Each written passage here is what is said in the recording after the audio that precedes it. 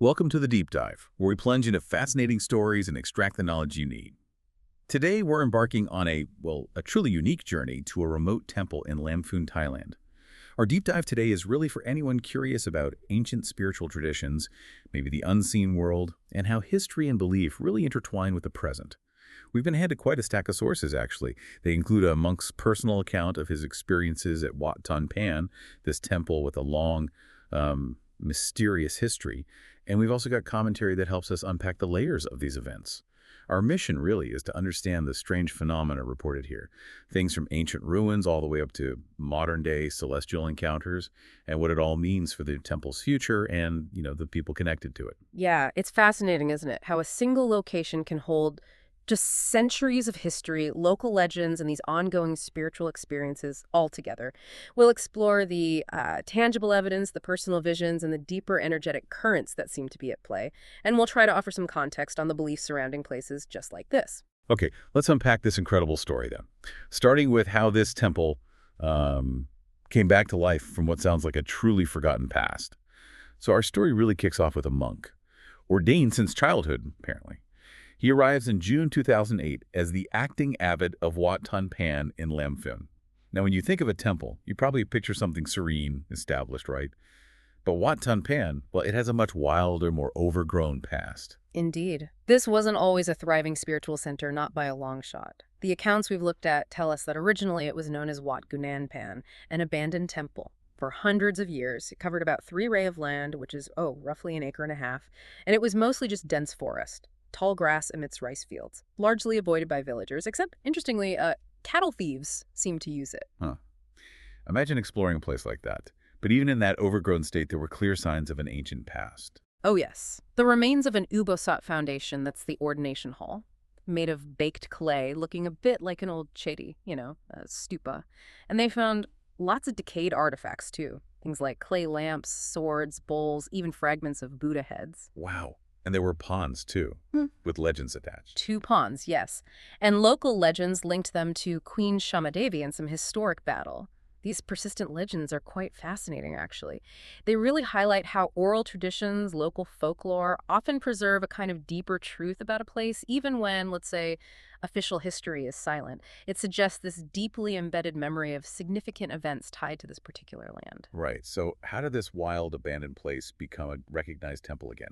Who got that ball rolling? Well, that transformation began thanks to a village headman for Lamphun.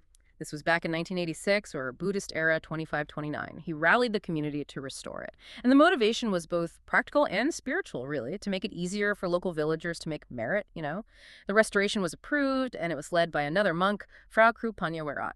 Okay, and I read something crucial about the initial clearing phase. The sources mention strange occurrences. That's right. During the clearing, things like whirlwinds, strong winds, lightning, thunder, even rain. But here's the thing, it was only within the temple grounds, scattering objects around. Just inside the temple area, that's specific. What does that tell us? It's very noteworthy that it was so confined, yeah. This kind of highly localized phenomenon often suggests, perhaps a powerful energy or presence associated with the site, maybe reacting to the changes being made, as if the land itself was acknowledging the effort or maybe even pushing back a bit initially. Interesting. So after these dramatic events settled down, what happened next? The site became an aram, which is a monk's residence, and it was formally named Wat Ton Pan. And over time, villagers donated more land, expanding it to about 6 ray. They built small monks' quarters, a sermon hall, and by the year 2000, BE 2543, it officially became a complete temple. And the work still goes on? It does, yes. They're building a vihara, an assembly hall, right now, on the site of that old Ubosat foundation. And more artifacts turned up during this construction. Some villagers even reported seeing a golden Buddha statue, but then it vanished when others came to look. Fleeting manifestations like that. That's incredible. So for over a decade, this tiny village, just 60 households with limited resources, they've kept trying to build this vihara. It really is a testament to their faith, especially since previous monks you mentioned often left after only a few fanza, those rain retreats. That's right. The lack of continuity hindered progress. But things are about to get really interesting with our new acting abbot. Okay, now this is where the deep dive truly earns its name, I think. Just 2 weeks after this monk arrived in June 2008, he led a meditation retreat. Standard enough.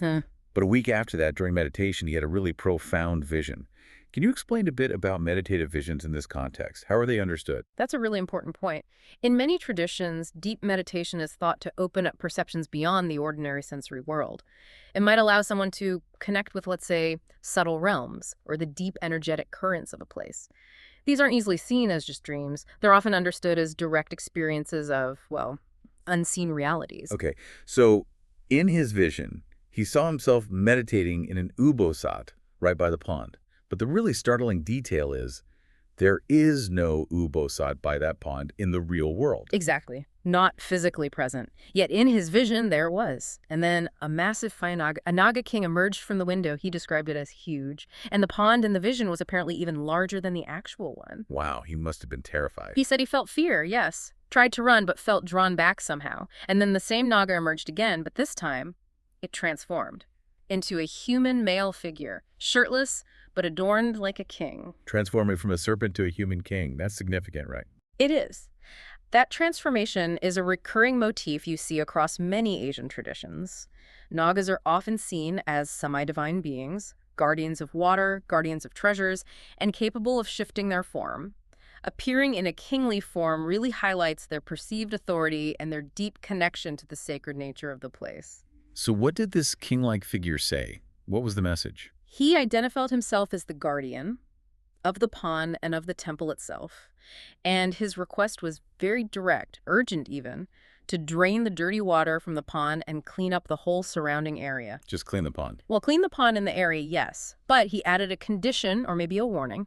He told the monk that if he, the Naga, lived happily, then the villagers would prosper. But if he couldn't live happily there, they would lose their protection. Wow, that's quite a connection. Prosperity linked to the Naga's well-being. It is. And that specific request to clean the pond, it's not just about physical cleaning. It's seen as a symbolic act. It demonstrates how our actions in the physical world are believed to directly impact the well-being of these subtle entities. It fosters a kind of symbiotic relationship, crucial for collective prosperity in this view. Okay, so the Naga delivers this message. Yeah. Then what? He transformed back into a serpent form and plunged back into the water. But the vision wasn't quite over yet. Suddenly, 3 Nagas emerged at the same time. 3. Yes. One was described as green with golden scales, like a clear father figure. Another was very small and transformed into a young boy, a Yuwa Naga, maybe 9 to 12 years old. Though this one didn't speak, then all 3 returned to the pond. A whole family structure, it seems. Exactly. This encounter really deepens that understanding, suggesting not just hierarchy, but family among these beings. And again, the cleaning isn't just hygiene, it's an act of respect, of veneration, solidifying that bond between the visible community and these unseen protectors. So the monk, still in meditation, actually asked how many lived there. He did. And a voice from the pond answered 4, including a daughter. But only the father and son had transformed into human-like forms for him. And did they act on this? Did they clean the pond? Yes. 3 weeks later, the monk, together with the villagers, they followed through. They cleaned the pond, used a backhoe to adjust the surrounding area, exactly as the Naga had requested in the vision. That follow-through seems important. Absolutely crucial. It shows this mutual respect between the visible and the unseen realms. And it underscores that core belief. Such actions aren't just spiritual duties, they're seen as practical steps that lead to positive outcomes, strengthening that bond. And did it lead to positive outcomes? It seems so. 2 days after the cleaning, the monk had another dream while sleeping. He saw all 4 Nagas this time, including the daughter, and they were expressing gratitude. He also saw silver and goldfish in the pond, described as crying with joy and offering blessings. Silver and goldfish, crying with joy. That's quite an image. It is. And this whole experience must have electrified the community, right? Absolutely. The sources say the villagers' belief in the Nagas at Wat Ton Pan just surged dramatically after this. It led to even more people coming to meditate, to engage with the temple. This direct, verifiable response to the monk's vision really transformed the community's relationship with the temple, drawing them deeper into its spiritual life. But the monk's experience wasn't the only strange thing happening there, was it? The villagers reported other things too. That's right. It's not uncommon for sacred sites like this, especially ones with such long histories and, well, perceived deep spiritual energy, to have a whole range of phenomena associated with them. These can be seen as perhaps manifestations of subtle realms or energetic imprints made visible. So what kinds of things were the villagers seeing or hearing? Well, during meditation, sometimes 2 or 3 villagers would apparently see Nagas appearing on either side of the monk, and whenever a big merit-making event was planned, the monk himself felt a strong inspiration related to Nagas. Sometimes people reported seeing a green snake with a golden crown in the pond during meditation. A green snake with a crown. Yes. And at dusk or night while meditating, people heard loud splashes from the pond, as if something really large was jumping into the water. Okay, that's intriguing enough, but then it gets even more unusual, right? The orbs. Oh, yes, the dung heo. Many villagers reported seeing these large, maybe football-sized orbs, sometimes emerging from the mandapa, that's where the Buddha relics are housed, or falling onto it, or just appearing elsewhere in the temple grounds. They also reported seeing strange green lights sometimes. Floating orbs and green lights. When did these tend to appear? Was there a pattern? Yes, and that's a key aspect. These phenomena, especially the orbs and lights, they mostly occurred on significant Buddhist holidays, days like Kalfansa, Okivifansa, full moon days, or during major merit-making events like Kathina ceremonies, and almost always at night. So a connection to heightened spiritual activity. It strongly suggests that, yes, a connection between collective devotion, spiritual energy, and these manifestations becoming visible, as if the reverence itself makes them perceptible. These phenomena, the Nagas appearing to multiple people, these dung keo orbs, they're quite extraordinary. Based on the sources we have, how are we meant to understand their reality or origin within this spiritual framework? Are these Nagas considered truly sentient beings? Well, according to the sources, yes, they are considered sentient beings at Wat Ton Pan. They're described quite specifically as Fumatawa Nagas. That means earth-dwelling devas or spirits. Their level of merit isn't as high as some of the more famous Naga kings you might hear about in broader myths. They belong to a green-skinned family, the Aratha lineage apparently, semi-divine beings capable of displaying powers according to their accumulated merit. That's very detailed. Why are these particular Nagas here at this specific temple? What's their backstory, according to the commentary? This delves right into the realm of karma, as understood in this context. These Nagas, the accounts tell us, were actually once villagers living near the temple. They were generally good-hearted people, it seems, but they also engaged in homebrewing and consuming alcohol, drinking it, selling it, sharing it.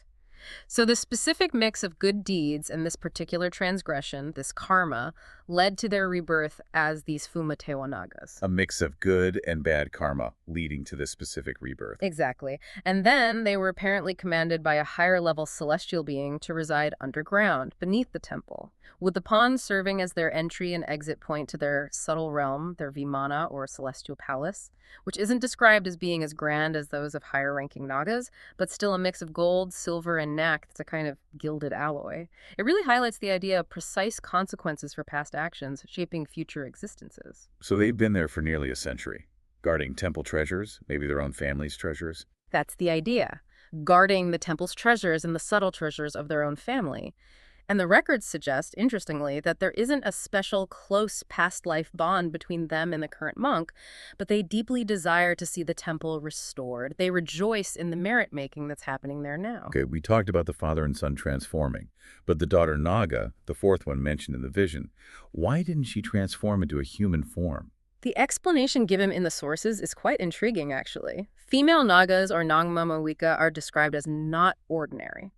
And their attire, if they took human form, could potentially be revealing and might distract the monk or cause his heart to waver, spiritually speaking. So they chose not to transform, appearing only in their long-bodied serpent form to avoid causing any spiritual disturbance or temptation for the monk. Fascinating. And the silver and goldfish from the monk's dream? You said that was a bupanimit? A premonition? Yes, a divine premonition, meaning the vision wasn't just symbolic gratitude, it was interpreted as a direct forecast. A forecast that wealth would soon arrive to help complete the temple building project. Which brings us to treasure. Are there actual physical treasures believed to be at Wat Ton Pan besides the spiritual ones. Yes, the sources confirm a belief in divine treasures there. This includes ancient temple relics, maybe some treasures buried by past villagers long ago, and also the subtle treasures belonging to the Nagas themselves.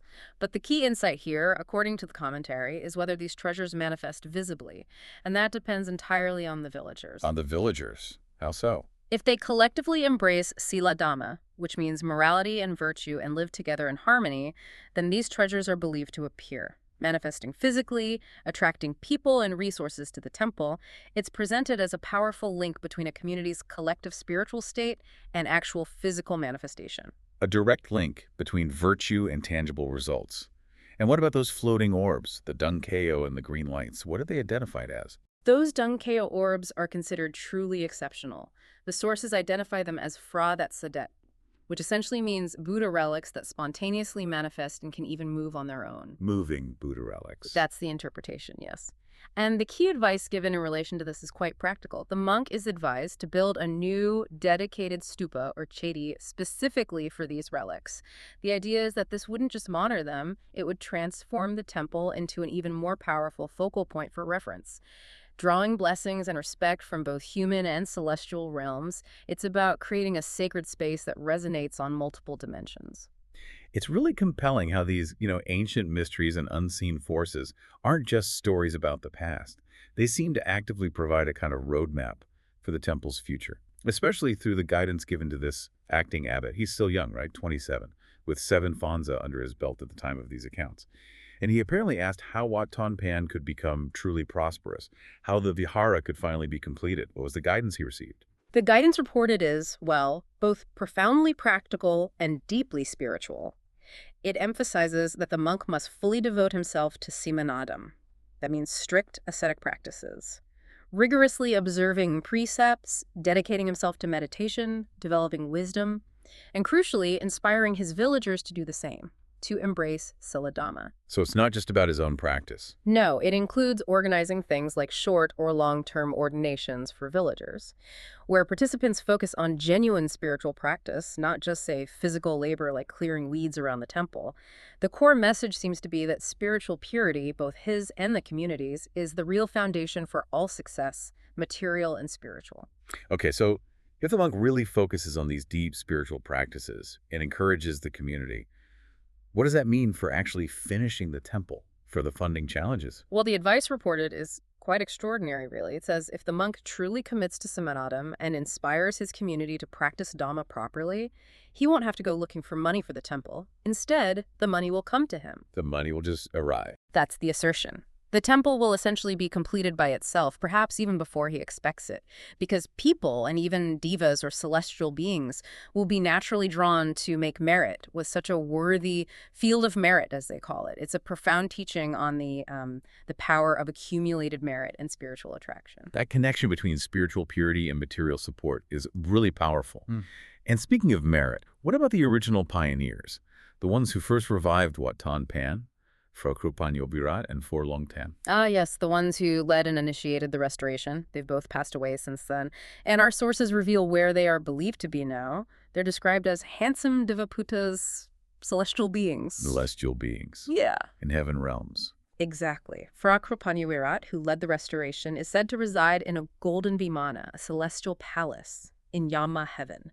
That's the third level of heaven in this cosmology, often described as a realm where devas experience the pleasant results of past wholesome actions, specifically for his role in leading the temple's revival.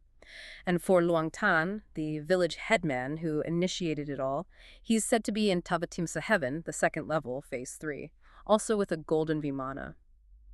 The commentary highlights this as a powerful karmic principle. Those who transform abandoned temples into active, functioning ones receive these special celestial rewards. It shows the far-reaching impact of that kind of merit-making. Wow, that's quite a specific outcome. And this whole story also seems to shed light on the current monk's own spiritual journey, doesn't it?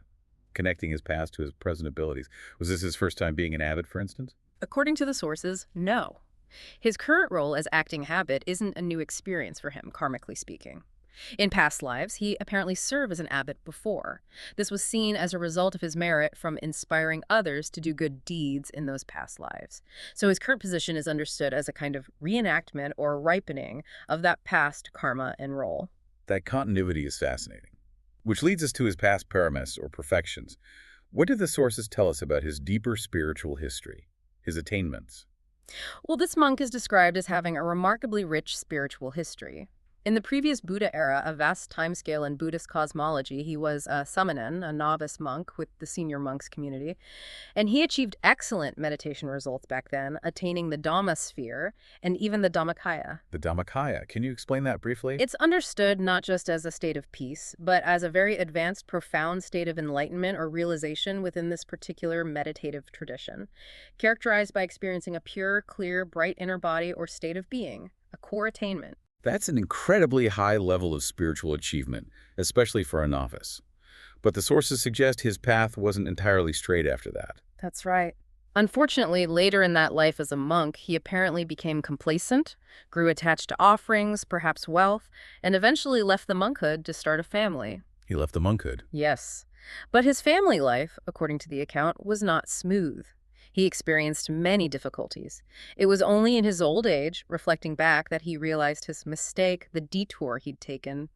And he actually reordained, this time as an elderly monk, what they call a luang ta. He reordained as an old man. And did he do anything significant then? Yes, as an old monk, he made a very powerful, heartfelt vow. He vowed that in his next life he would be ordained young from childhood if possible, and that he would serve the Buddhist teachings fully, dedicating his life like a Dhamma army warrior. A Dhamma army warrior. That's strong imagery. It is, and the commentary connects us directly to his present life. Those good meditation results from his time as a young samanen in the past era, combined with this unwavering, powerful vow made in his old age. They are manifesting now. This potent karmic combination is presented as the very reason he can perceive these visions accurately today, and why he's in the position to lead this temple revival. He's essentially living out that aspiration he made. So his current experiences, his abilities, his visions, even his role in the temple's future, they're all directly linked to his past actions, his attainments, and that powerful vow. Precisely. And he's advised, therefore, to maintain his resolve for lifelong ordination this time around, to really embody that Dhamma army warrior ideal. If he does that, the guidance suggests the money will come for the temple, it will be completed almost effortlessly. It emphasizes again that his personal spiritual development is the absolute key to the temple's success and flourishing, a really beautiful illustration of that connection between inner cultivation and outer manifestation. What an incredible journey into the heart of faith, history, the unseen. From these abandoned ruins, tangled with legends, to celestial guardians appearing in visions, and these profound karmic threads connecting past lives to present purpose, Wat Ton Pan truly seems to embody this vibrant intersection of different worlds, different realities. It really does. This deep dive offers such a powerful perspective, doesn't it, on how our past actions, our karma, as understood here, can shape not only our own individual lives, but also the very spiritual landscape around us, influencing both what we perceive, what becomes visible or known to us, and what actually manifests in the physical world. It's a remarkable illustration of the interconnectedness of all things, visible and invisible. It really makes you wonder, doesn't it? If the moral conduct, the collective spiritual practice of just one small village can, according to these accounts, literally make hidden treasures appear and influence guardian spirits, gain their protection and help. What other unseen forces, what other connections might be waiting for us to engage with them in our own lives, in our own communities? What potential might be there? Yeah. What treasures, visible or invisible, might be waiting to manifest if we maybe collectively try to embrace more virtue, more harmony. It's definitely something to think about. We hope this deep dive into the fascinating story of Wat Ton Pan has given you plenty to ponder. Until next time, keep exploring, keep questioning, and keep making those discoveries.